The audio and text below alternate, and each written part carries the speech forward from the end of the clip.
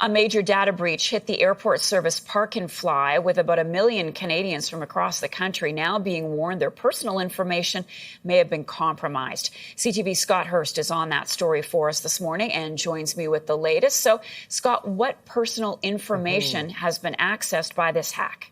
Marcia, we do know some of that personal information includes names, emails, and mailing addresses, as well as CAA and Aeroplan numbers. But according to Park and Fly, no payment information such as credit cards was compromised in this data breach. But it is a significant breach. Of course, this is coming on the heels of the busy summer travel season, Marcia, where a lot of families likely took off on getaways or people getting away on business trips as well. And Park and Fly bills itself as Canada's largest off-airport parking provider, operating in 7 locations from coast to coast, from Halifax to Vancouver and Toronto, Montreal, Winnipeg, Edmonton, and Ottawa in between. So a lot of locations where customers may have been using this over the last several months.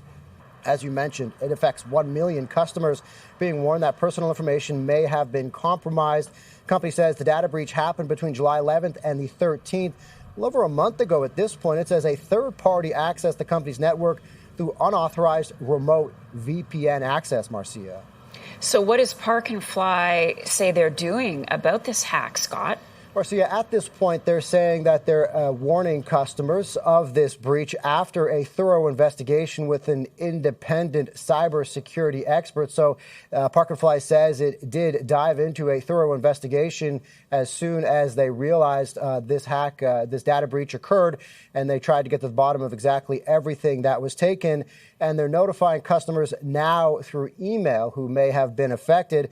And the company says its platforms were fully restored within 5 days of the incident, and says that it is now upgrading its security surveillance, including updating the network's antivirus software. So it is taking steps to mitigate any more damage and making its systems much more secure in the future. And Marcia, we did speak with one cybersecurity expert. Here's what he had to say.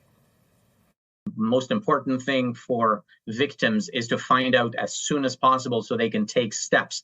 In the case of this particular breach, it took 3 weeks for victim to start being notified. And unfortunately, that's a long time because very valuable assets were lost. In this case, it was the Aeroplan numbers.